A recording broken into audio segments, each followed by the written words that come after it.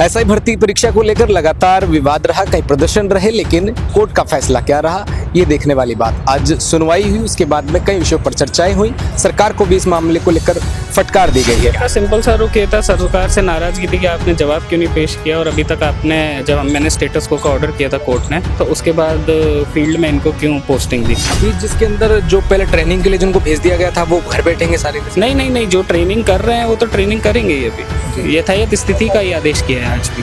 तो मुख्य बिंदु क्या रहे आज जिनके ऊपर चर्चाएं रही, और फिर उनके ऊपर क्या क्लेरिफिकेशन कोर्ट की तरफ से दिया गया, सरकार की तरफ से क्या? मुख्य बिंदु ये रहा, जो कोर्ट ने स्टेटस को का आदेश दिया था उससे कोर्ट ने क्या चाहा था सरकार से, इस चीज पे आज कोर्ट ने क्लैरिफाई किया। एसआई भर्ती परीक्षा को लेकर लगातार विवाद रहा, कई प्रदर्शन रहे, लेकिन कोर्ट का फैसला क्या रहा ये देखने वाली बात। आज सुनवाई हुई, उसके बाद में कई विषयों पर चर्चाएं हुई। सरकार को भी इस मामले को लेकर फटकार दी गई है। हमारे साथ अधिवक्ता साथ में है। सर, किस तरह से इस मामले के अंदर आज कोर्ट ने कहा है, क्या आदेश दिए हैं, आगे की क्या कार्रवाई रहने वाली है, अगली तारीखें क्या? सिंपल सा रुख ये था, सरकार से नाराजगी थी कि आपने जवाब क्यों नहीं पेश किया, और अभी तक आपने जब मैंने स्टेटस को का ऑर्डर किया था कोर्ट ने, तो उसके बाद फील्ड में इनको क्यों पोस्टिंग दी।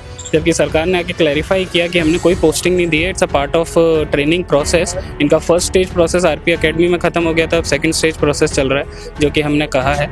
तो सरकार का यही रुख था कि हमने कहीं से भी कोर्ट के आदेश की अवमानना नहीं करी है। कोर्ट का था कि रिक्रूटमेंट प्रोसेस पे स्टे किया था, जबकि रिक्रूटमेंट प्रोसेस पहले ही हो चुका है। तो कोर्ट ने उस चीज़ को क्लैरिफाई करते हुए ये बताया आज कि रिक्रूटमेंट प्रोसेस से लेके हमारा स्टेटस को का आदेश नहीं था, हमारा आदेश पूरी भर्ती को लेके था कि अब इसमें कुछ भी चीज़ आगे प्रोसीड नहीं होनी चाहिए।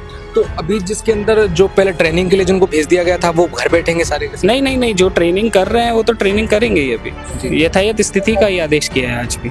तो फिर अब आने वाले फैसलों के अंदर अगली तारीख क्या दी गई है और उसके अंदर क्या निर्णय लिए जाएंगे? तारीख 10 फरवरी को दी गई है। इसमें बहुत चीज़ें हैं। कोर्ट ने माना कि ये जो एक इशू है ये बहुत टेक्निकल है, और इसमें मतलब कॉम्प्लेक्स इशू है, जिसके लिए कोर्ट ने अमिकस क्यूरे को अपॉइंट किया है, जो कोर्ट की मदद करेगा इसमें क्या करना चाहिए। तीसरी चीज़, हम लोगों ने ये कहा कि जो एसआईटी की जांच रिपोर्ट है, तो एसआईटी अपनी जो रिपोर्ट देगी सरकार को, वो तो अपनी जांच रिपोर्ट के आधार पर ही देगी, उसके विपरीत जाके तो कुछ देगी नहीं। और जो एजी साहब या फिर कैबिनेट कमेटी की जो भी रिपोर्ट है, वो भी एसआईटी की जो जांच है उसी के आधार पे है। तो एसआईटी की जांच जो है उस पर चार्जशीट पेश हो चुकी है। अब वो कॉम्पिटेंट कोर्ट डिसाइड करेगा ट्रायल में कि ये जो जांच है ये सही है या गलत है। तो अभी से ही प्राइमा फेसाई उसको सही मान लेना, ये नेचुरल जस्टिस के अगेंस्ट है, क्रिमिनल लॉ के जो कॉन्सेप्ट हैं उनके अगेंस्ट है। तो ये चीज़ हमने कोर्ट में रखी, तो कोर्ट ने कहा कि अब इसको हम अच्छे से ही सुनेंगे, एक इलैबोरेटिव वे में सुनेंगे 10 तारीख को। अब देखते हैं उसमें क्या होता है। अच्छा, मुख्य बिंदु क्या रहे आज जिनके ऊपर चर्चाएं रही, और फिर उनके ऊपर क्या क्लेरिफिकेशन कोर्ट की तरफ से दिया गया है, सरकार की तरफ से क्या? मुख्य बिंदु ये रहा, जो कोर्ट ने स्टेटस को का आदेश दिया था उससे